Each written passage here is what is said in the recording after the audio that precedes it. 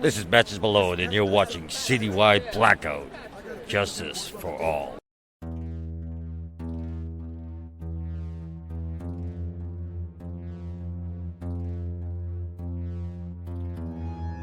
Hey everyone, and welcome back to the show. Great to have you here because for this episode, guys, we are talking once again all things horror.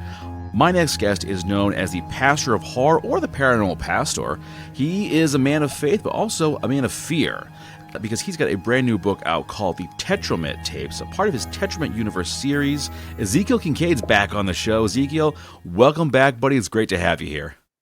Thank you, Max. I've been excited about coming back on the show since we had this plan. So I am elated to be here and talk about the book and horror and whatever else. I'm all for it. Oh man, I cannot wait. All right, so let us dive right into this one. So this book, as of recording, is out the very next day on Amazon. It's also been out on Godless for about a week or two, give or take. Certainly great reviews coming back in. But just walk us through what the Tetromet Tapes is all about. Okay, so Tetromet Tapes takes place in my hometown of Central Louisiana back in 1990.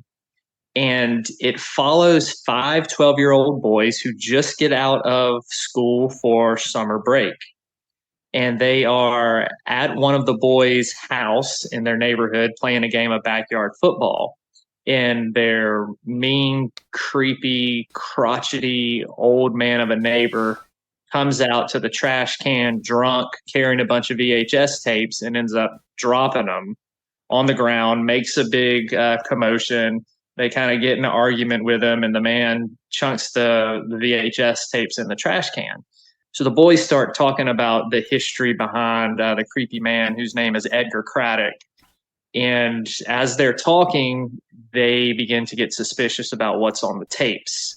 So when the sun sets and they're covered by darkness, they sneak over to his trash can and grab the tapes. Well, while they're grabbing the tapes, they see something horrifying taking place in the house because one of the kids has dared to look through the window. And so seeing that, they get the courage to view what's on the tapes, and then it leads them down a rabbit hole of investigation of the mystery surrounding Edgar Craddock, the urban legends of occult and cult activity in their small town. And it's horror, so it does not end well. Like, you know how some horror movies, like, they end and they have a happy ending? This one is not one of those. I just put it to you that way. It would not be fun if it did, honestly. Like, if this had a pleasant ending or one where everyone just kind of managed to survive, I'd be like, man, that's boring. I know, right? So, yeah, a really dark and bleak ending to this one. And when I did this book, so I'm a huge found horror movie fan. I absolutely love them, and I think that's because my mom, growing up in the 80s and 90s, she has my whole childhood on VHS from recording everything. And my brother and I used to make our own horror movies and stuff. So that appeal really, really stuck with me. And I'm also a huge fan of coming-of-age horror. And so I decided to mix the two, and the story has a feel like a mashup between Stephen King's The Body, Stand By Me, and the VHS franchise.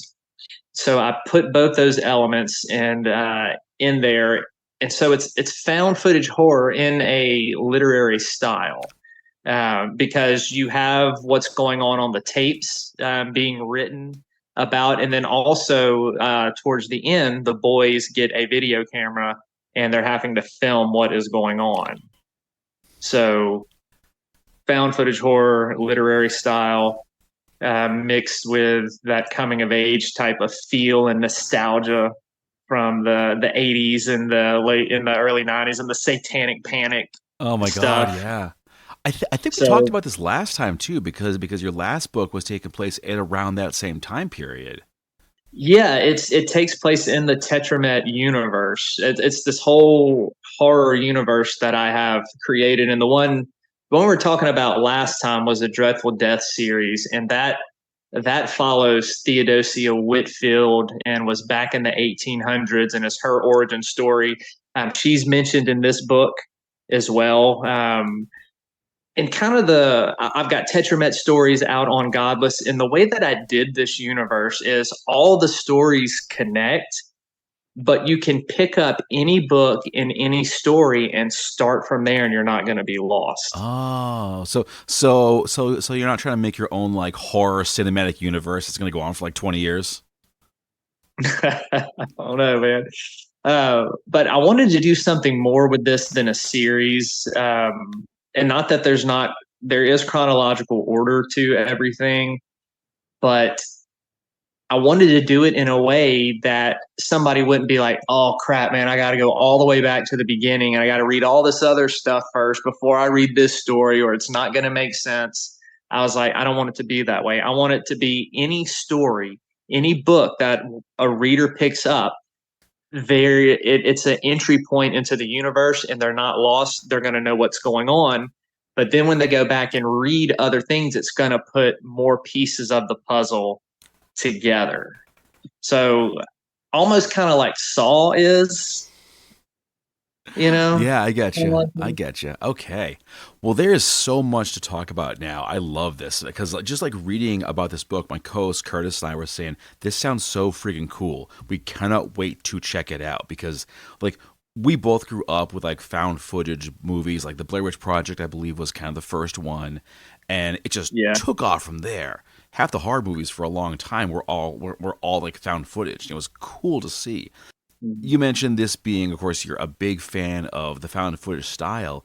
Any movies that really stick in your mind as like the ones to go with? I know a lot of people who are horror fans are listening. They've probably seen the VHS franchise, Mm. Paranormal Activity, The Visit by M. Night Shyamalan, Chronicle, a lot of those popular ones, which are all good. But some of the lesser known ones that are good, and like Tubi is a gold mine of found footage movies. Yep. Yes, it is. Some of the ones on there that I've enjoyed, the Gracefield Incident, The Devil's Well. Let's see what else is on there. Grave Encounters 2, Houses October Built. I love the whole Hell House LLC series, which the last one they did, Carmichael Manor. Holy cow. That one is up there as one of my top movies of 2023 and top found footage movies. That one was fantastic. I absolutely adored it. All right. How about adapting this for the book? How do you take the found footage genre and make it into a literary tool? That was one of the biggest challenges in doing that. And there's a couple ways that you can do it. What I like to do is when you're switching from the boys putting the VHS tape into what's actually going on the screen. I had them, you set up, okay, they're watching the tape, but then as I'm explaining what's going on the tape, I try to create the atmosphere. I talk about the humming of the VCR. I talk about the static going across the screen. And then I write that little section in present tense. And it's almost like, and sometimes I'll use like little short sentences, especially it'll be like static, camera cuts here, black screen, then, explaining what happens. So what I did in my mind is I sat down and I thought about found footage movies, and I thought about the takes, how the camera moves, the lines, the sound, and everything, and thought about if I was going to explain a scene from a found footage movie to help somebody really be immersed so they could see it in their mind, how would I do that to make it feel like they are there watching it? So that was one of the most challenging parts of the book, that I spent a lot of time on, is making sure that the reader feels that transition from being in the story with the boys to going in the story that's happening on their television screen. So it was a lot of fun. I mean, you're a writer. Like, we get those things that challenge us and push us, and it stokes that fire and that creativity. Was this your Sure. first time bringing like found footage into your books at all? Let me think about that. Yes, this particular book started out as a short story, that I wrote back in 2021, and I had put it on my website, and it exploded. Like, I was getting hundreds and hundreds of hits each month on it, and I was like, holy crap, I'm going to make this into a book. So I took it down. I took it off my website, and I started, I guess about 6 to 8 months later, I started working on ideas of how to expand the characters and the narrative. Also added some more, a lot more violence and very, very disturbing scenes, especially the scene when the boys are getting the tapes and they dare one of the kids to look into Edgar Craddock's window. That scene is so messed up. Like, so messed up. So fans of like the visceral and disgusting and the disturbing are really gonna like that scene. Oh my God, I love it. I love it. All right, since you mentioned it, let us talk about Old Man Craddock. Wait, hang on. Let me do that one again. Old Man Craddock. Who is this guy? What roles he play in the story? Old Man Craddock, Edgar Craddock. Think of the meanest old bastard, and that's what the kids call him. The meanest old bastard that you have ever met in your life. Put him with these yellow infected teeth, this real pasty white skin where you can see the veins bulging out, alcoholic gut, because he's a skinny man, but he's got that alcoholic gut on him, because he carries a whiskey bottle with him wherever he goes. So just think of a guy who looks like a walking infection, just nasty. He's got balding hair, wispy white hair. He's got this real prominent brow with these piercing blue eyes and a very prominent nose. His skin, is really tight. You can see the sockets around his eyes and stuff like that. And Edgar Craddock, and he's going to come into play when I go back and do books and stories that take place before 1990, because he is a part of the Tetromet cult. He's one of the leaders. He's not the main leader. He's not the man in black, but he definitely plays a prominent role. But I wanted to introduce readers to Edgar Craddock as the old man, because he's a lot more entertaining as a mean, crotchety old man. Like, there's some great lines that people are gonna laugh out loud with the dark humor of Edgar Craddock, and just how totally crazy and sick and sadistic that he is. So there's not to give away much in the book, but there is a lot of mystery surrounding him, and has been. And the boys are talking about some of the stories that they've heard about Edgar Craddock, and they get the opportunity to find out what's on those tapes, and to see if they can find out more about, because they know Edgar Craddock's hiding something, right? Every creepy old man is hiding something. Words to live by. Words to live by, kids. Creepy old folks, they're hiding something every time. Every time. And unfortunately for those 5 boys, they should have just left it alone.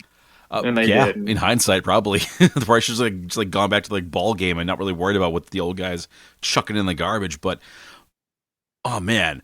All right. Did you know an Old Man Craddock? Because it seems like you know this dude. I never knew anybody that vile. Wow. You know, it was more Edgar Craddock was more of like an amalgamation of things that I had seen in like very mean and cruel people. And so I kind of just put them all together in one person to make like just this great character for the story. So from just listening to you talking about him, I'm thinking you know this dude. You must have had an old man Craddock somewhere on your block when you were a kid, because you just really brought him to life right there. Yeah. Like I said, bits and pieces of some people when I was younger and they were old that resembled aspects of it, but nobody embodying the full sickness and just pure meanness of Edgar Craddock. Yeah, yeah. Okay. Then let's talk about what's on these tapes. I don't want to give anything away, because this is, of course, read the book. You're going to want to check the scenes out. But give us a few hints to what they see on these tapes. So on the tapes, you have one of them shows some actual occult activity going on around an altar. I'm not going to give it away, but fans of blood and gore are going to like that one.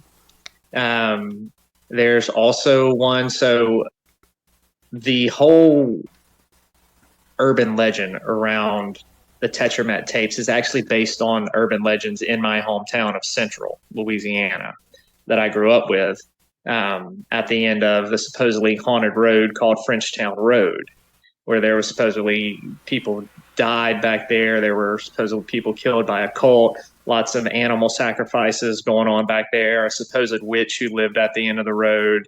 One of the scenes, for just a trigger warning for people who do not like cruelty to animals, there is one of the tapes has something like that going on. But every single one of the videotapes takes place somewhere along Frenchtown Road, except for one of them. One of them goes back to a scene from way before the 90s, and it shows it. This one kind of has some stuff about Theodosia in it. And the other thing about the tapes is that there are short stories that I have on Godless that expound on what was on those tapes. So, for example, the Tetromet short story that I have on Godless expounds on one of the clips on the tape. And also my story, Call of the Tetromet, also expounds on one of the clips that is on the tapes as well. So that's how, that's one instance how this universe connects, and it's in ways like that. It's not your typical ways.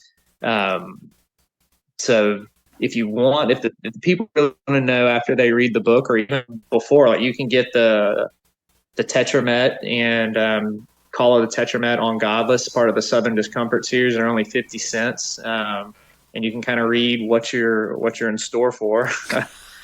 I love how you almost have these like spin-offs or like extensions of the main book. It's like, hey, you want to learn more about what happens here? Check this one out. Want to learn that one? Mm-hmm. Check this one out. Was that always kind of the plan to do all these extensions, or did it sort of happen? No, it was a plan. Like I said, when I came up with this universe, I wanted to do something different than your regular type of series, where you release one book series and then another book series follows that and another follows that. And then, a person hears about it 3 book series in and they're like, oh, God, I got to go start all the way over. I didn't want that. I wanted it to be where somebody can pick up whatever story that is released or whatever book is released in the universe, and they can start there. And then they can go back and read and get more of the puzzle pieces. It's the same thing like with my Dreadful Death series. I'm working on the follow-up series of that right now called Abominations, and it's really going to highlight the character I was telling you, the Man in Black. But just because it takes place after the Dreadful Death series, the way that I did it, you don't have to read the Dreadful Death series to know what's going on, even though it takes place after it, and it's got Theodosia's aftermath and the story and some of the same characters and stuff. The way that I did it, you're not going to be lost, and that's what I wanted. That's how they all are. That's so cool. I love this. How about, all right, going back a bit to the tapes that the kids find, is there one particular tape that you like the most that's like your favorite of all the different horror stories that are on these tapes? Yeah, it's probably the one that is expounded on in the short story, The Tetromet. And I like this one. This one is my personal favorite because it is the very first Tetromet scene that I came up with and wrote down. And it really captures kind of the heart of the cult and what you see, and just really how kind of sick and sadistic and twisted Theodosia is, because she's in that video clip as well. And so that one is by far has always been my favorite because it's what started the whole thing, the whole process. Okay. You talked earlier about how this was kind of a challenge to weave the found footage into your books. Did you have to make like a lot of tries before you said, okay, boom, we got it, this is it? Yeah, it took several times before I felt like I had it the way that I wanted it. And the problem too is it's like you want the reader to kind of feel a little bit of that choppiness, but you don't want them to be stumbling as they read. You still want it to be smooth in a way. Does that make sense? Yeah, I get you.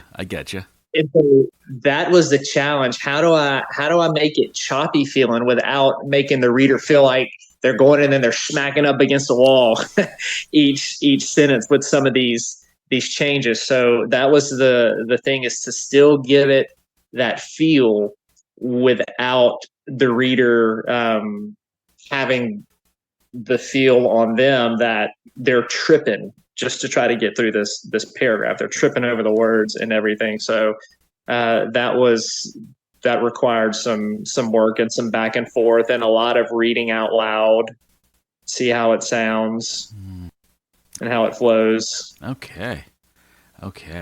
All right. I want to talk a little bit more about the kids. So we get these 5 12-year-old boys. Their leader is a kid named John Benson. Who are these kids? I mean, what are some different personas that we're introduced to as we go into the book? Yep. So all of the characters are based off childhood friends of mine. Oh my God, this got so much better.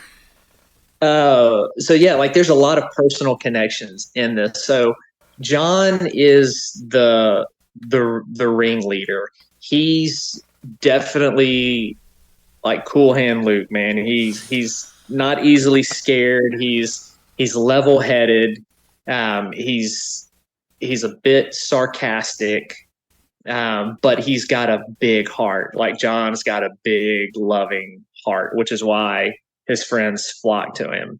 But he's also the badass of the group too. Like he can throw hands. He's a little bit bigger than the rest of the kids. So there's like this. They respect him for his stature and his physical abilities and how he's even protected some of them from bullies. But they also love him because he's got such a good, kind, and tender heart. Bill Chapman is John's best friend. And Bill is kind of the guy who at first, like, he doesn't really care about the stupid tapes. He's like, I've lived, because they're in Bill's neighborhood. This is where it happens. He's like, I lived by this old man forever. Like, this is stupid. And so he's not really into it at first. He's got an older brother named Clint. And there's a scene in the book where Clint comes out and the boys tell him what happens. And Clint really lays into the boys about staying away, and he begins to share some of his stories. And so this was the first time Bill has heard it. But all throughout the story, Bill is the one who is kind of pushing against doing it, and he doesn't believe John about the urban legends and anything like that, and saying, he's making just these crazy connections. So Bill is kind of the skeptical one. Chase Doopy is like the goofy one. He's always saying stuff at the wrong time. He's always running his mouth and paying for it. He is a little bit, he's got some relief and stuff in there. And so he's like the funny kid of the group. He's the jokes. He's the one always cutting up. And then you have the Cumming brothers, Terry and Matt. Terry's 12, Matt is 10, and they're kind of the oddballs that just got accepted into the group because they live in Bill's neighborhood. But they rag the Cumming brothers all the time because of their last name, and call them the Sperm Brothers and everything like that. So they're always ragging on him. You remember what it's like to be 12 years old. Oh my God, yes, it sucked. All that type of stuff and that humor, because everything's new and you're wanting to push the envelope with what you can say and get away with. So the Cumming brothers are just kind of like the kids who were bullied, the kids who are, on the outside and were rejected and weren't popular and nobody liked them, but John and his friends took them in. And it's actually the Cumming brothers is they're the ones that John stood up for against their bullies. So they have that connection. Like Terry and Matt love John because of him taking up for them, and nobody had ever done that for them before. So those are kind of the different personalities, and there's some great chemistry in there between the characters with all those different personalities. Yeah. And I think the fact that you base them all on friends of yours, that definitely makes a much stronger connection. So if one of those kids does happen to meet with a rather untimely end, you're going to make it count. Yeah. Definitely a lot of personal connections, which made it a lot easier to write the characters and the dialogue and everything like that, because it was just going back to my childhood and remembering how we all interacted together, and then putting that into these characters and ramping it up a little bit because it is fiction. But those honestly were probably the easiest characters I've ever written, because it was so personal. Sure. But it definitely shows in the writing and the way that the characters interact well. Okay. Now, this is far from your first story. You have a ton of stories out there right now, but did this one give you the chance to try anything new, with the exception of the found footage component? This one was my first coming of age style horror. Nice. So my first found footage, first coming of age. Because what I like to do, Max, is I like to write under every type of subgenre of horror. I mean, I've got it all. Like, I've got extreme all the way to the non-violent, non-bloody psychological horror. I also have some children's horror as well. So it's kind of just everything under the sun I like to try my hand at. And that's the other thing about the Tetromet universe, is each story is different. It's written in a different narrative style. It's written in a different type of subgenre of horror. Like, this one is coming of age found footage. The Dreadful Death series was a historical horror that focused on it's like a mashup between The Exorcist, Hereditary, and then something out of Lovecraft. My story on Godless, Tetromet Rising, which one I haven't mentioned yet, it's really grimy and dirty. It takes place in the underbelly of Baton Rouge, and it's about this cop who is chasing down these pregnant women who are part of the cult, because there's something coming, and it's not what you think. It's not giving birth to an antichrist or a devil baby. It's something totally off the wall that these women are going to be giving birth to. And so that one's like real seedy. It's the kind like you want to maybe take a bath after you read it type. The best kind of story. Call of the Tetromet is pure folk horror. The Tetromet short story is got the feel of like a 80s B cult movie. So all of them are different. And I did that for a reason too, because you got all types of horror fans. And, you know, some people read the series and they like one better than the other. And it's just, that's the way it's supposed to be. Because some people are going to like the cult horror better. Some people are going to like the possession. Some people are going to like this found footage coming of age. There's just something out there for everybody in this series. I like that. All right, folks, we are coming down to the end of this conversation, but I've got a few more questions before we go. Let's talk about Godless, because as you mentioned, pretty much all your stuff's out on Godless. Who are the folks at Godless, and how'd you get to working with them? So Drew Stepik created Godless about 3 years ago as a way to really highlight and promote indie horror authors. And it's it's all ebook platforms. I have to mention that because some people get on there thinking that you're going to get paperbacks, and they're like, "Oh, a paperback for 50 cents." No, it's all ebook. And so he did this as a way for indie horror writers to promote their work, and he does a great job of promoting and stuff. And I had put a story on there back at the December 2022 called Night of the Blood Come, about this. It's a redneck style trailer trash horror story about this satanic sperm monster. Oh my God. And so after that, several months later, Drew approached me and he was like, "Hey man, how about you do a monthly series for us?"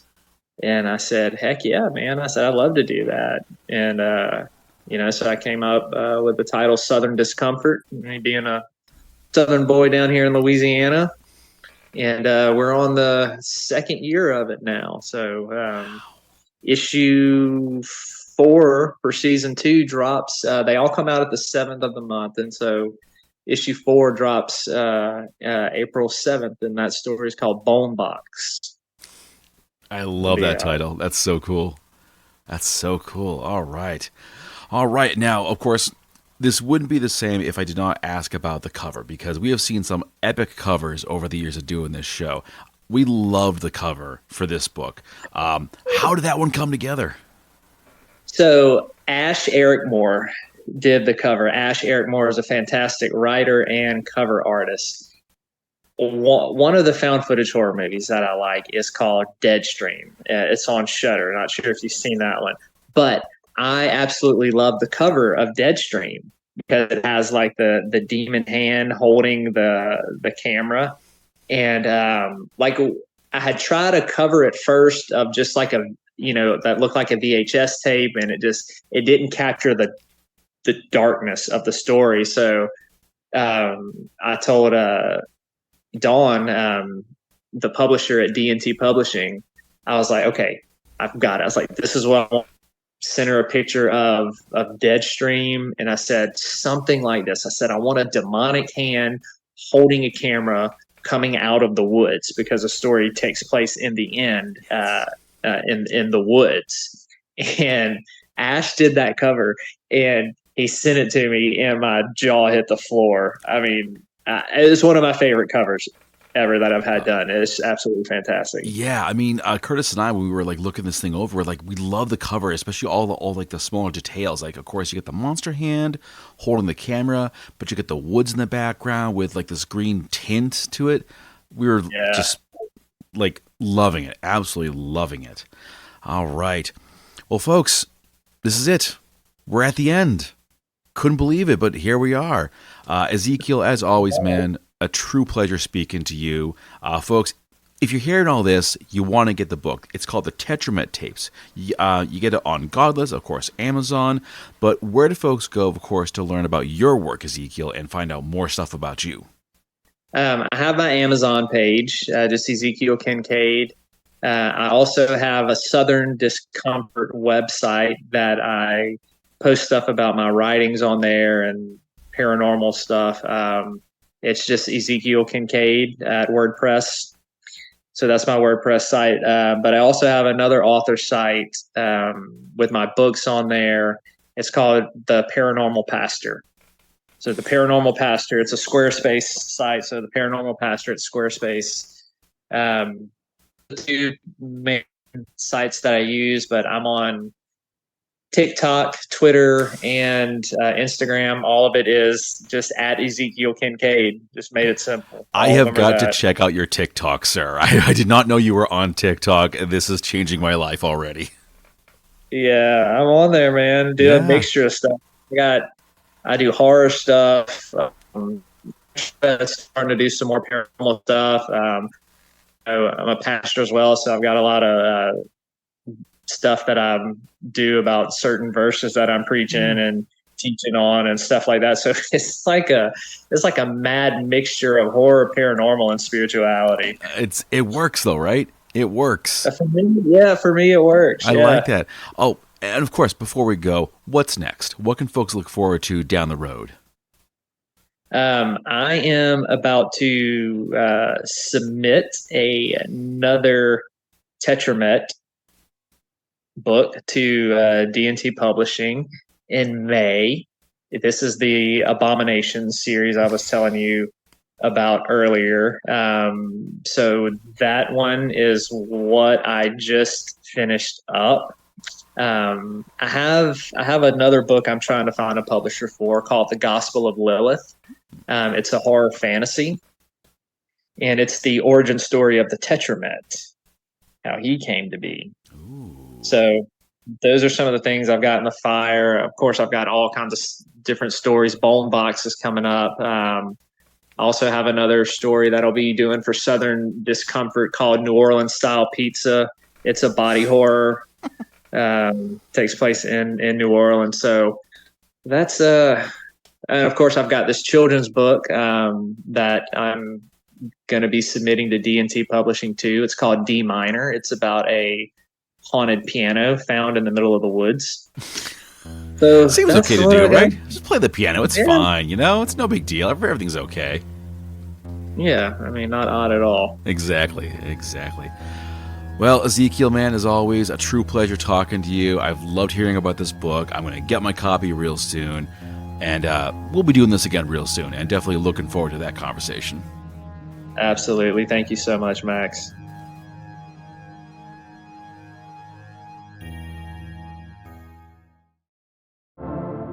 Enjoying the podcast? Get even more of the content you love from artists around the world on Citywide Bites. Experience the show live on Saturdays at 10 a.m. Eastern, only on Instagram. With our interactive short-form interview series, you can ask your questions and be a part of the action. Hosted by Max Bowen.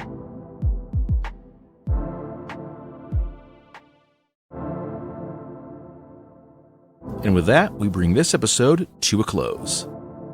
Thanks for listening, and if you haven't already, check us out on Facebook under Citywide Blackout, and Twitter and Instagram under Citywide Max. You can catch this and all your favorite episodes on your favorite podcast platform, and new episodes are added every week, as well as on Boston Free Radio every Saturday at 10 p.m. You get at me at citywidemax@yahoo.com if you want to suggest a guest, submit your music, or just drop us a line. Thanks for tuning in, and I'll see you next time.